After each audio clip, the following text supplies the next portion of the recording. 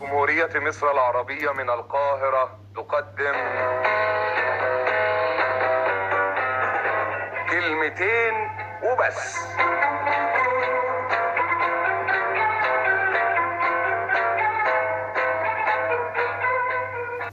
ايوه الساعة 8:30 بالظبط. كلهم موجودين يا استاذ سليمان؟ ايوه يا استاذ عبد الخالق. كويس قوي. انتوا طبعا مش عارفين احنا جمعناكم هنا عشان ايه. انا هقول لكم بقى اللي حصل ان امبارح الصبح ومن الاوضه دي بالذات اتسرقت ورقه ب 10 جنيه وواحد منكم هو اللي سرقها، لكن مين هو اهو ده اللي انا هعرفه دلوقتي. مفيش حد بس مش عايز ولا كلمه. بس في تجربه هيمر بيها كل واحد منكم دلوقتي.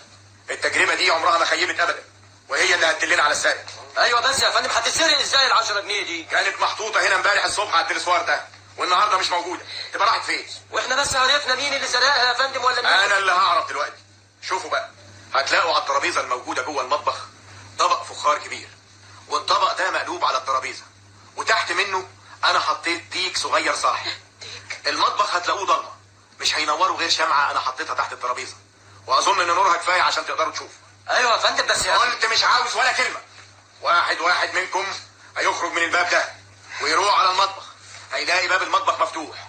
اول ما يوصل للترابيزه يروح لامس الطبق بصوابعه من غير ما يفتح بقه بكلمه واحده، وبعد كده يرجع تاني الاوضه من الباب التاني ده ويقف مطرحه زي ما كان. مفهوم؟ مفهوم. الحرامي اول ما يحط ايده على الطبق الديك هيدن على طول. الديك ده بالظبط زي الكلب البوليسي، بس الكلب البوليسي بيعرف الحرامي بطريقه الشم، وده بيعرفه بطريقه اللمس. انا جاهز يا استاذ سليمان. اسمعي تطفي لنا النور يا سناء. حاضر يا خال. كويس كده؟ ايوه كفايه علينا نور الاباجوره دلوقتي. شوف يا استاذ سليمان، نعم. خلي كل واحد منهم يخش المطبخ بالترتيب. يلا يا حفيظه خش انت الاول. انت فاهمه هتعملي ايه؟ ايوه فاهمه. ومانيش خايفه كمان. الواحده ما دام نيتها صافيه وايدها نظيفه ما تخافش من حاجه ابدا. وانا الحمد لله ايدي نظيفه وعمرها ما اتمدت على الحرام. طيب يا ستي دلوقتي نشوف. يعني الحقوني مالك يا بنت بهيم؟ مالك؟ مش عارفه يا سيدي دماغي لف كده ليه؟ الظاهر انها حسوره. الحقوني يا اخوان. مالك يا بنت ولا ايه مالك؟ بتقولي يا بنت ولا الشارع؟ ايه مالك؟ اشمعنى يعني دلوقتي اللي حسيت انك دايخه؟ ما اعرفش والنبي يا سيدي ما اعرفش. ما تعرفيش ولا عندها لعبه عشان تهربي؟ انا ابدا والله يا سيدي ان شاء الله انا بعافيتي ما بهرب. خلاص اقفي عادي، اقفي واستني دورك.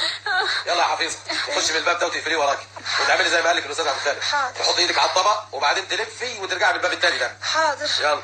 توكلنا عليك يا رب.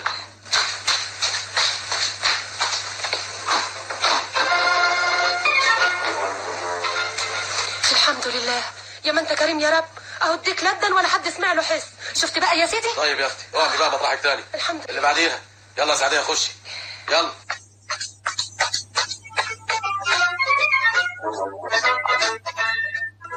كويس ادي التانية واديك برضه